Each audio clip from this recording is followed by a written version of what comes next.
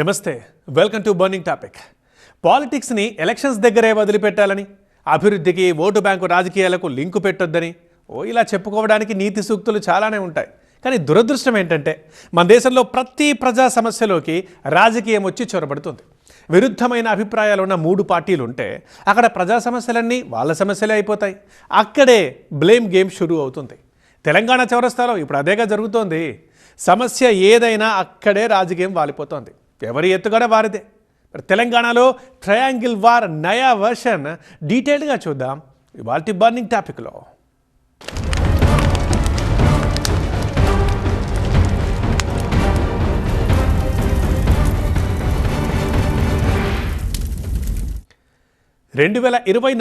December 12 ముఖ్యమంత్రి హోదాలో రేవంత్ రెడ్డి ఢిల్లీకి వెళ్ళి కేంద్ర మంత్రి కుర్చీలో ఉన్న కిషన్ రెడ్డిని కలిసి శాలువా కప్పి సన్మానించి విన్నపాలు వినిపించిన సందర్భం. మూసీ రివర్ ఫ్రంట్ డెవలప్మెంట్ కోసం 1,60,000 కోట్లు కావాలని ఆయన పెట్టుకున్న రిక్వెస్ట్ కంటే వాళ్ళిద్దరూ తీసుకున్న గ్రూప్ ఫోటోనే అప్పట్లో బాగా వైరల్ అయింది. రాష్ట్ర ప్రయోజనాలా లేక రాజకీయ ప్రయోజనాలా అనే డౌట్లతో కామెంట్ బాక్సులు నిండిపోయాయి. చాలా గ్యాప్ తర్వాత తెలంగాణలో బీ టీమ్ పాలిటిక్స్ అనే సబ్జెక్టు కూడా తెర మీదకి వచ్చేసింది. అది ప్రభుత్వాలు ఏర్పాటైన కొత్త రోజుల్లో ముచ్చట అని, సత్సంబంధాల కోసం తప్పనిసరి పరిస్థితుల్లో ఆడిన అలై బలై అని లైట్ తీసుకుంది ఉమ్మడి అపోజిషన్ పార్టీ బీఆర్ఎస్. 1.5 ఏడాది గడిచింది. మళ్ళీ అటువంటిదే ఢిల్లీ నుంచి ఇంకో గ్రూప్ ఫోటో. కారు పార్టీకి మంచి స్టఫ్ దొరికినట్లయింది. ఇక తెలంగాణలో ట్రయాంగిల్ ఫైట్ మరిక కొత్త టర్న్ తీసుకున్నట్టేనా? నీ సంగతి చెప్తా, పొలిమేర్లు కూడా దాటు కిషన్ రెడ్డి. నువ్వు అనుకుంటున్నావేమో నీ కేంద్రంలో ప్రభుత్వం ఉంది, నరేంద్ర మోడీ గారు ఉన్నారని భయపెట్టాలని చూస్తున్నారు. మర్యాద వరకు మర్యాద దాట మా సంగతి కూడా చూపిస్తాం. ఈ తెలంగాణ గడ్డ మీద ఎవడు పుట్టలే. ఇంకా నేను ఆపటం నేనేంటో తెలంగాణ ప్రజలకు తెలుసు. కానీ ఇవాళ డ్రామాలు ఆడుతున్నారు రేవంత్ రెడ్డి గారు, కిషన్ రెడ్డి గారు ఇద్దరు కలిసి. ఈయనేదో అడిగినట్టు, ఆయనేదో ఇచ్చినట్టు. తెలంగాణలో సద్దుమణిగినట్టే సద్దుమణిగి మళ్లీ సలసలా కాగుతోంది రాజకీయం. 3 పార్టీల మధ్య మాటల యుద్ధం మంటలు పుట్టిస్తోంది. మొన్నటిదాకా ధాన్యం అమ్మకాలు, సాగునీటి ప్రాజెక్టుల చుట్టూ చెలరేగి నోర్లింత చేసుకున్న లీడర్లు ఇప్పుడు కొత్త సబ్జెక్టులోకి దూరిపోయారు. రేవంత్ రెడ్డి అండ్ కిషన్ రెడ్డి మధ్యలో మెట్రో రైల్, ఇది సబ్జెక్ట్. హైదరాబాద్ మెట్రో ఫేజ్ 2 విషయంలో పొట్టు తిట్టుకుని బ్లేమ్ గేమ్ ఆడుకున్న ఇద్దరు నేతలు సడన్ గా ఢిల్లీలో ఫేజ్ టర్నింగ్ ఇచ్చుకుని సింగిల్ ఫ్రేమ్ లో కనిపించేసరికి టీ పొలిటికల్ కప్పులో తుఫాన్లు చెలరేగాయి. సవాళ్లు ప్రతి సవాళ్లతో హోరెత్తించుకున్న ఇద్దరు రెడ్లు ఇప్పుడు పుష్పగుచ్చం ఇచ్చి పుచ్చుకుంటూ ఫోటోలు దిగడం అవతలి పార్టీకి విడ్డూరంగా కనిపిస్తోంది. మోదీ కేబినెట్ లో మీరు మంత్రివర్యులేగా, రైల్వే మంత్రి అపాయింట్మెంట్ ఇప్పించండి, కలిసి వెళ్దాం, కూర్చుని మాట్లాడదాం, మెట్రో చిక్కుముడిని విప్పేద్దాం అని కిషన్ రెడ్డికి రేవంత్ లేఖ రాయడం, అందుకు తగ్గట్టే ఆయన ఏర్పాట్లు చేసేయడం, తర్వాత ఇద్దరూ కలిసి కేంద్ర పెద్దలను కలవడం చకచకా జరిగిపోయాయి. ఈ పరిణామాలన్నీ సహజంగానే చూసేవాళ్లను అట్రాక్ట్ చేస్తున్నాయి కూడా. నిజానికి కేంద్రం నుంచి నిధులు రాకుండా కిషన్ రెడ్డే అడ్డుకున్నారని సీఎం రేవంత్ రెడ్డి పదే అదే పనిగా ఆరోపణలు చేస్తూ వచ్చారు. ఇద్దరు మంత్రులున్నారు, రాష్ట్రానికి ఏం చేశారు అని వేదికనెక్కిన ప్రతిసారి ప్రశ్నిస్తూనే ఉన్నారు. కేటీఆర్ దీంట్లో కిషన్ రెడ్డికి అంత తెలియలేదు పాపం. శ్రమ కూడా చేసేంత ఇది ఉన్నాడు కాదు. కిషన్ రెడ్డి వెనకాల కేటీఆర్ ఉన్నాడు. ఈ కుట్రలన్నీ కుతంత్రాలన్నీ కేటీఆర్ తయారు చేసి సిట్టానికి ఆ సిట్టు ప్రకారం పనిచేస్తుండు. స్ట్రైట్ ఆరోపణ, స్ట్రైట్ ఈ కుట్ర కేటీఆర్ది. ఈ కుట్ర కిషన్ రెడ్డి గారు సహకరిస్తుండ్రు. అడగడం కాదు, బీజేపీ మంత్రుల చిత్తశుద్ధిని జనం ముందు కడిగేద్దాం అని ఈసారి ఒక అడుగు ముందుకేశారు. బహిరంగ లేఖ రాసి కిషన్ రెడ్డిని డిఫెన్స్ లో పడేశారు. కానీ కేంద్ర మంత్రి గంగాపురం కిషన్ రెడ్డి 4 ఆకులు ఎక్కువే తిన్నట్టున్నారు. ఈ ఇరకాటాన్నే మంచి అవకాశంగా మార్చుకున్నారు. నిజానికి ఢిల్లీలో సహచర మంత్రుల అపాయింట్మెంట్ ఇప్పించడం ఒక కేంద్ర మంత్రికి పెద్ద పనేం కాదు. పైగా ముఖ్యమంత్రితో ములాఖత్ అంటే 10-15 నిమిషాలు టైం ఇవ్వలేడంత బిజీగా ఏ కేంద్ర మంత్రి ఉండరు. దట్స్ వై 2 రోజులు తిరగకుండానే రేవంత్ రెడ్డి కోరికను తీర్చేశారు. మెట్రో ఫేజ్ 2తో పాటు రాష్ట్రానికి రావాల్సిన ప్రాజెక్టులు, నిధుల విషయంలో ఒక భరోసానైతే సాధించారు. ఇది నా కమిట్మెంట్ అని రాష్ట్ర ప్రజలందరికీ ఓపెన్ గా చెప్పుకున్నారు కూడా.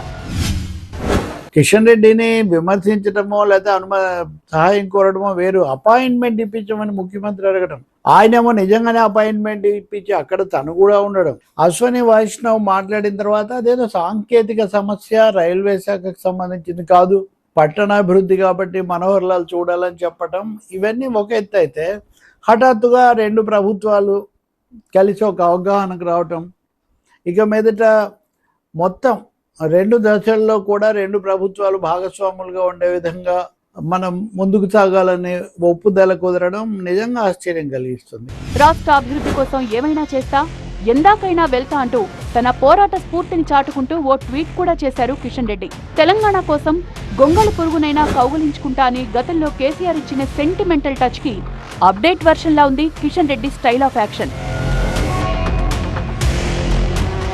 కిషన్ రెడ్డి పేరెత్తితే చాలు ఇన్నాళ్లు డైనమైట్లు పేల్చిన రేవంత్ రెడ్డి ఇక మీదట కొంచెమైనా దిగొస్తారా, లేక తన ఫైర్ బ్రాండింగ్ స్టైల్లోనే రెచ్చిపోతారా అనేది అటుంచేద్దాం. మైలేజ్ కోసం ఈ రెండు పార్టీలు పోటీ పడుతుంటే మూడో పార్టీ మాత్రం ముడుచు కూర్చుంటుందా ఏంటి? నోవే కదా, మీ దాగుడు మూతలు మాకు తెలియనివా అంటోంది బీఆర్ఎస్. లకడికాపూల్ నుంచి పటాన్ చెరువు వరకు 36 కిలోమీటర్లు పెడితే ఇంట్లో ట్రాఫిక్ లేదు, ఇంట్లో ఎక్కటోళ్ళు లేరు అని చెప్పి మనకు బీజేపీ సహకరించలేదు. కానీ ఇవాళ డ్రామాలు ఆడుతున్నారు రేవంత్ రెడ్డి గారు, కిషన్ రెడ్డి గారు ఇద్దరు కలిసి. ఈయనేదో అడిగినట్టు, ఆయనేదో ఇచ్చినట్టు, ఏదో ఇద్దరు కలిసి ఢిల్లీలో మళ్ళీ నాటకాలు ఆడుతూ ఉన్నారు. మెట్రో రైల్ ప్రాజెక్టును ఎల్లంటి నుంచి లాక్కోవడమే పెద్ద కుంభకోణమని, మెట్రో భూములను అయిన వాళ్లకు కట్టబెట్టడానికే కొత్త పన్నాగం ఆడుతున్నారని, మొత్తంగా 14,000 కోట్ల అదనపు భారం జనంపై పడిందని, భూత వర్తమాన భవిష్యత్తులన్నింటినీ కలిపి కొడుతోంది గులాబీ దండు. మెట్రో రైల్ విస్తరణ అయితే గీతే మళ్లీ కేసీఆర్ హయాంలోనే అయ్యేది అని జోస్యం చెప్తోంది బీఆర్ఎస్.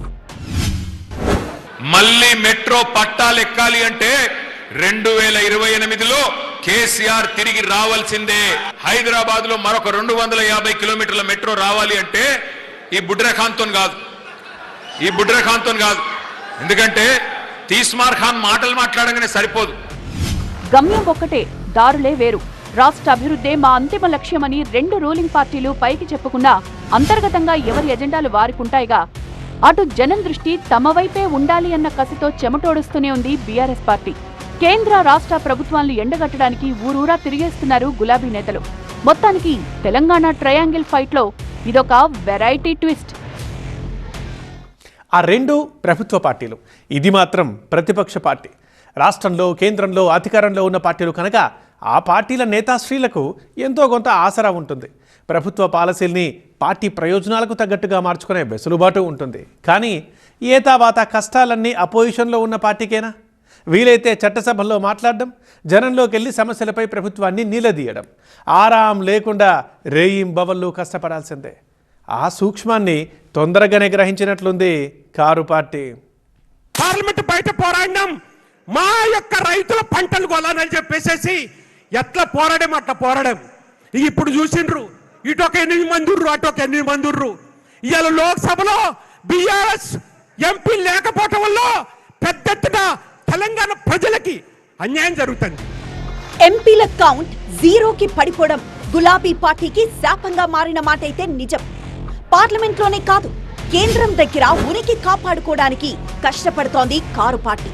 ప్రజా సమస్యలపై ఢిల్లీలో గొంతెత్తే మార్గం లేక గల్లీలోనే పోరాటం షురూ చేయాల్సిన పరిస్థితి.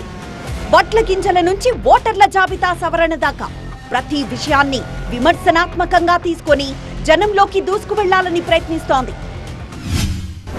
దేనికోసం ఆశీర్వదించాలి?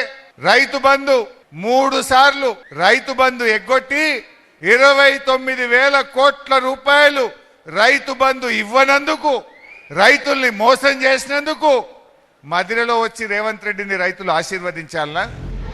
ఇద్దరికిద్దరు బలమైన శత్రువులు. కేంద్రంలో మోదీ సర్కార్ని, రాష్ట్రంలో రేవంత్ ప్రభుత్వాన్ని టార్గెట్ చేస్తూ కంబైన్డ్ గా అటాక్ చేస్తోంది గులాబీ దండు. కేటీఆర్, హరీష్ రావు అంశాల వారీగా డ్యూటీ చాట్లేసుకొని జిల్లాల్ని పంచుకుని తిరిగేస్తున్నారు. బీఆర్ఎస్ లేని తెలంగాణను ఊహించడానికే కష్టమన్న భావనను జనంలోకి తీసుకువెళ్తున్నారు. ముఖ్యంగా ఉద్యమాల గుమ్మం ఖమ్మం పార్టీలకు రాజకీయ గమ్యంగా మారింది. ఇప్పుడు మళ్ళీ ఖమ్మం జిల్లాలో మీరు మాకు మెజారిటీ సీట్లు ఇచ్చి కేసీఆర్ గారిని ముఖ్యమంత్రి చేస్తే ఆ యాప్ని తీసుకెళ్లి బంగాళాఖాతంలో పాడేసే బాధ్యత మాది. మళ్ళీ షరా మామూలుగా ఇదివరకు ఎట్లయితే కేసీఆర్ గారి టైంలో ఉండేదో, ఒక ఆటో అన్నకి ఫోన్ కొడితే మీ పొలం కాడికి వచ్చి మళ్ళీ యూరియా ఇచ్చిపోయే రోజులు మళ్ళీ తెచ్చే బాధ్యత మాది. ఈ నెల 30న రైతు ఆశీర్వాద సభకు భారీగానే ప్లాన్ చేసింది కాంగ్రెస్ పార్టీ. పెద్ద ఎత్తున రైతులను తరలించడంలో బిజీగా ఉన్నారు మంత్రులు. ఖమ్మం ఆశీర్వాద సభలోనే రైతు భరోసా నిధులను విడుదల చేసేలా ప్రభుత్వం ఏర్పాటు చేస్తోంది. దీనికి కౌంటర్ గా ముందస్తుగానే సుడిగాలి పర్యటనకు దిగేశారు బీఆర్ఎస్ టాప్ లీడర్లు. రైతాంగాన్ని తమ వైపుకు తిప్పుకోవడానికి మాటల మ్యాజిక్ ని ప్రయోగిస్తున్నారు. మొదలేమో వడ్లన్నిటికీ అన్నారు, తర్వాత లేదు లేదు సన్నాలు మాత్రమే అన్నారు. మొన్నటిదాకా 40 రకాలు సన్నాలు అన్నారు, ఇప్పుడేమంటున్నారు 7 రకాలకు మాత్రమే. నేను చెప్తా ఉన్నా, ఇలా గుర్తుపెట్టుకోండి, ఆ 7 కూడా రాబోయే రోజుల్లో ఉండదు. అది కూడా మాయం. ఎక్కడ మొదలైంది, ఎక్కడి దాకా వచ్చింది, ఇందులో మోసం ఏందో ఆలోచించుకోమని చెప్పి కోరుతా ఉన్నా. ఉచిత విద్యుత్, యూరియా కొరత, ధాన్యం కొనుగోళ్లు, రైతు సమస్యలన్నింటికీ కాంగ్రెస్ ప్రభుత్వమే కారణమన్న వాదనతో రైతుల్ని ఫిదా చేయాలన్నది బీఆర్ఎస్ ప్లాన్ ఆఫ్ యాక్షన్. కానీ కాంగ్రెస్ ప్రభుత్వం రైతు ప్రభుత్వం అని విపక్షాల అబద్ధాల్ని నమ్మొద్దని రివర్స్ లో బ్రెయిన్ వాషింగ్ జరుగుతోంది. ఓ పక్కన కొడుకు, ఇంకో పక్కన అల్లుడు, ఇంకో పక్కన కూతురు, ముగ్గురు కలిసి రాష్ట్రం మీద పడి అబద్ధాలన్నీ పోగేసుకొని వాళ్ళకున్నటువంటి పత్రికల్లో, వాళ్ళకున్న సోషల్ మీడియా ద్వారా ప్రచారం చేసుకుంటూ తిరుగుతూ ఉన్నారు. 10 సార్లు అబద్ధం చెప్తే ఆ అబద్ధం నిజమైపోతుంది కదా, మన పని ఇదే. అబద్ధాలు చెప్పుకుంటూ పోదాం, ఏదో రోజు ఎవడో నమ్ముతులే అని ముగ్గురు బయలుదేరారు రాష్ట్రం మీద పడి. గాలిపోగేసి అబద్ధాలు చెప్పేటువంటి నాయకులు ఈ రాష్ట్రానికి అత్యంత ప్రమాదకారం. లేటెస్ట్ గా తుంగభద్ర నదీ జలాల్లో వాటా ఎక్కడా అంటూ ప్రభుత్వాన్ని నిలదీస్తోంది బీఆర్ఎస్. తెలంగాణ హక్కుల్ని పక్క రాష్ట్రానికి తాకట్టు పెడుతున్నారంటూ ట్వీట్లతో కొడుతున్నారు హరీష్ రావు. తుంగభద్రపై కర్ణాటక కడుతున్న అక్రమ ప్రాజెక్టులను అడ్డుకొని ఆర్డీఎస్, తుమ్మిళ్ల, భీమా ప్రాజెక్టుల ప్రయోజనాలను కాపాడాలని రేవంత్ ప్రభుత్వాన్ని అలర్ట్ చేస్తోంది. నీ మొహానికి మొలకెత్తిన వడ్లు కొనే చేతగా నీ దద్దమ్మ మన బీఆర్ఎస్ పార్టీ మొలకెత్తని అని మాట్లాడతాడా? నువ్వు తుడిచిపెట్టకపోతావు బిడ్డ. వడ్లు కొనకపోతే రేపు బీఆర్ఎస్ నువ్వు ప్రజలు బ్రహ్మరథం బట్టి 14 సీట్లు నిన్ను మళ్ళా కొడంగల్ ఓడగొట్టి చూపిస్తాం. కొడంగల్తో సహా 14 సీట్లు గెలుస్తాం రేపు. ఎన్ని మాట్లాడినా ఖచ్చితంగా మళ్ళీ అధికారంలోకి వచ్చేది కాంగ్రెస్ పార్టీ. మీ ఊకదంపుడు ఉపన్యాసాలు ఎన్ని మాట్లాడినా ప్రజలు నమ్మేటువంటి పరిస్థితులు లేరు. ఖచ్చితంగా మళ్ళీ కాంగ్రెస్ పార్టీ అధికారంలోకి వస్తుంది. ఖమ్మం, పాలమూరు, ఆదిలాబాద్, నిజామాబాద్, ఆ జిల్లా ఈ జిల్లా అని లేకుండా స్టేట్ వైడ్ రౌండప్ చేస్తూ ప్రభుత్వాన్ని ఉక్కిరిబిక్కిరి చేయాలన్నది గులాబీ దండు తాజా ఎజెండా. ఆ విధంగా కాంగ్రెస్, బీజేపీ అభివృద్ధి మంత్రాలన్నీ కుతంత్రాలుగా కొట్టిపారేస్తూ వస్తోంది. పాలిటిక్సే, పాలన పార్టీకి పాలనే. కేస్ స్టడీ కోసం ఒక్కసారి కేరళ వెళ్దాం. పినరై విజయన్ సీఎంగా ఉన్నప్పుడు ఒకసారి భారీ వరదలొచ్చి జనం అల్లాడిపోయారు. ప్రతిపక్ష నేత వీడి సతీశన్ని వెంట తీసుకెళ్లి బాధితుల్ని పరామర్శించారు సీఎం విజయన్. తర్వాత ప్రభుత్వాలు మారి సతీశన్ ప్రమాణ స్వీకారం చేస్తున్నప్పుడు వేదిక మీదే ఉన్నారు మాజీ సీఎం పినరై విజయన్. అది కదా పొలిటికల్ స్పిరిట్ అంటే. ప్రజా సమస్యలప్పుడు ఇలా కలిసి పోరాడాలన్న తత్వం మరే రాష్ట్రంలోనూ కనిపించదు. ఎందుకు? అహ్మదాబాద్ మెట్రో రాగలుగుతుంది, హైదరాబాద్ మెట్రో మాత్రం ఆగిపోతుంది. ఏం చెప్తారు? ఉత్తరప్రదేశ్కి ఇచ్చిండ్రు, అహ్మదాబాద్కి ఇచ్చుకున్నారు, వాళ్ళకి కావాల్సిన దగ్గర వాళ్ళు ఇచ్చుకున్నారు. చివరికి ఆంధ్రప్రదేశ్లో వైజాగ్ కూడా ఇచ్చిరా. ఎంత ఉంటుంది, ఇంత ఉంటుంది. మన జూబ్లీస్ ఆ పక్కన మాదాపూర్ గత ఎంత ఉంటుంది, గత ఉంటుంది. ఆ వైజాగ్ కూడా ఇచ్చేసారు. ఇంత పెద్ద విశ్వనగరం హైదరాబాద్కి ఇవ్వట్లేదంటే వివక్ష ఏ స్థాయిలో కొనసాగుతుంది అనుకోవాలి. హైదరాబాద్ లో 10వ వంతైనా లేని వైజాగ్ ఇస్తారు, మాకెందుకు ఇవ్వరు అని మెట్రో రైల్ విషయంలో కేంద్రంతో అమీతుమీకి సిద్ధమంటారు సీఎం రేవంత్ రెడ్డి. ఆ వెంటనే అంతొద్దు, కూర్చొని మాట్లాడుకుందాం అని కిషన్ రెడ్డిని తీసుకువెళ్లి ఢిల్లీలో సిట్టింగు వేస్తారు. ఇలా అన్ని రకాల ఉపాయాల్ని అప్లై చేస్తూ అలాయ్ బలాయ్ సీన్లను రిపీట్ చేస్తున్నాయి కాంగ్రెస్, బీజేపీ పార్టీలు. వీళ్లదంతా నాటకం, బూటకం, నమ్మితే నాశనమే అని మిడిల్ గేమ్ ఆడేస్తోంది బీఆర్ఎస్. 72 సార్లు ఢిల్లీకి మాత్రం పోయి వచ్చాడు. ఏం చేశాడు మరి 72 సార్లు ఢిల్లీకి పోయి అంటే? నాకైతే తెలియదు. ఏమైనా ఉంటే మీకే తెలవాలా, నాకైతే తెలియదు. ఎందుకు పోయాడు, ఏం తెచ్చాడు నాకైతే తెలియదు, తెలంగాణ ప్రజలకు కూడా తెలియదు. సింగరేణి దంగల్ని కూడా సీరియస్ గా తీసుకున్నాయి 3 ప్రధాన పార్టీలు. సింగరేణిలో 40 లక్షల టన్నుల బొగ్గు మాయమైందని, ఇది 1600 కోట్ల రూపాయల భారీ స్కామ్ అని రేవంత్ ప్రభుత్వాన్ని కార్నర్ చేస్తున్నాయి BJP and BRS. Singareni scam ను తిప్పికొట్టే బాధ్యతను గట్టిగానే తీసుకున్నారు డిప్యూటీ సీఎం మల్లు భట్టి విక్రమార్క. సింగరేణి సంస్థను అభాసుపాలు చేయడానికే కుట్ర చేశాయంటూ బీజేపీ బీఆర్ఎస్ లపై జాయింట్ అటాక్ షురూ చేశారు. సింగరేణి అత్యంత పారదర్శకంగా ట్రాన్స్పరెంట్ గా పనిచేపించడం కాదు, ఇది ప్రజల ఆస్తి, తెలంగాణ ఆస్తి. ఈ వనరులు, ఈ వ్యవస్థ, ఈ శక్తి అంతా ప్రజలకు ఎక్కింది. ఈ రాష్ట్ర ప్రజలకి ఇది అట్లాగే ఉంటుంది. దోపిడీదారులను కానీ తేగలను కానీ ఇది కన్నెత్తి కూడా చూడలేదు. ఈ రాజకీయ అవసరాలు దీనిపైన వాడుకుందామంటే కూడా ఉపేక్షించారు. కేంద్ర మంత్రి కిషన్ రెడ్డికి కేటీఆర్ లేఖ రాయడంతో మొదలైంది రచ్చ. బొగ్గు అదృశ్యంపై విచారణ జరపాలంటూ కౌంటర్ గా సీఎం రేవంత్ రెడ్డికి కిషన్ రెడ్డి లేఖ రాశారు. నిజ నిర్ధారణ చేసి అసలు విషయమేంటో తేలుస్తామంటూ సింగరేణి భరోసా యాత్ర చేపట్టింది బీజేపీ. భట్టి విక్రమార్క గారు కూడా చాలాసార్లు ఇక్కడ అనేక అవకతవకలు జరిగినాయి, మేము గెలిచిన తర్వాత వాటి మీద విచారణ జరిపిస్తామని చెప్పారు కదా.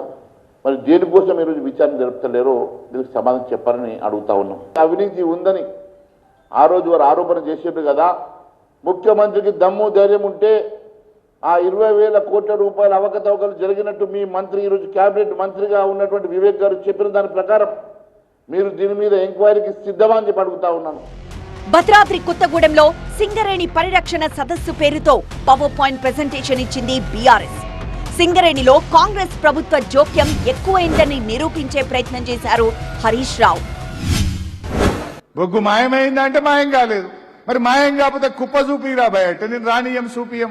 రాని బొగ్గుకు, లేని బొగ్గుకు, తవ్వని బొగ్గుకు ఎవడు అయ్యే సొమ్మని ఇన్కమ్ ట్యాక్స్ కట్టినావు, ఎవడు అయ్యే సొమ్మని డిఎంఎఫ్టీలు కేంద్ర రాష్ట్ర ప్రభుత్వాలకు డివిడెండ్లు ఇచ్చి మా కార్మికుల జీవితాలతో ఆడుకుంటున్నావని నేను అడుగుతా ఉన్నా. సింగరేణిలో ఆల్ ఈజ్ వెల్, అక్రమాలే లేవు అని వాదిస్తోంది రేవంత్ సర్కార్. సంస్థలో కేంద్రం వాటా ఉంది గనుక విచారణకు సిద్ధంగా ఉన్నామంటోంది.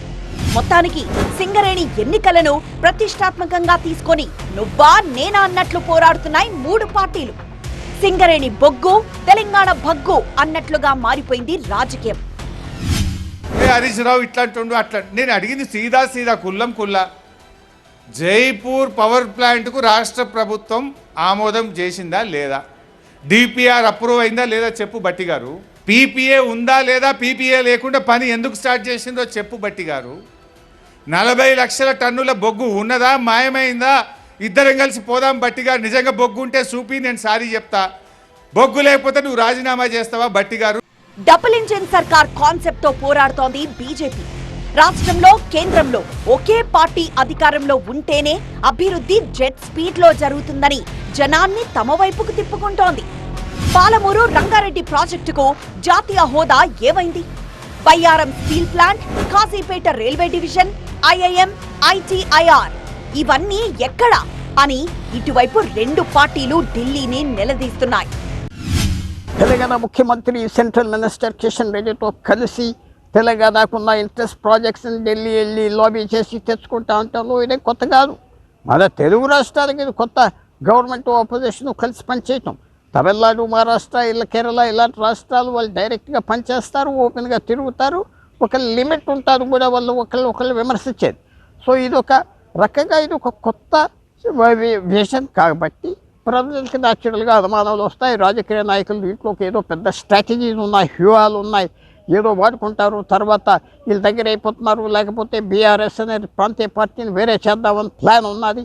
ఇవన్నీ ఎన్నో స్పెక్యులేషన్స్ వస్తాయి. దానికి ఏమీ మనం ఆపేయలేం. ఇలా ఇష్యూ బేస్డ్ పాలిటిక్స్ తో 3 పార్టీలు ఆడే బ్లేమ్ గేమ్ తో మోతెక్కిపోతోంది తెలంగాణ గడ్డ. ఎవరికెవరు బి టీం, ఎవరితో ఎవరు కుమ్మక్కయ్యారు అనేది మాత్రం $1 మిలియన్ డౌటే. మిగతా రాష్ట్రాలతో పోలిస్తే తెలంగాణలో రాజకీయానికి ఒక విచిత్రమైన ప్రత్యేకత ఉంది.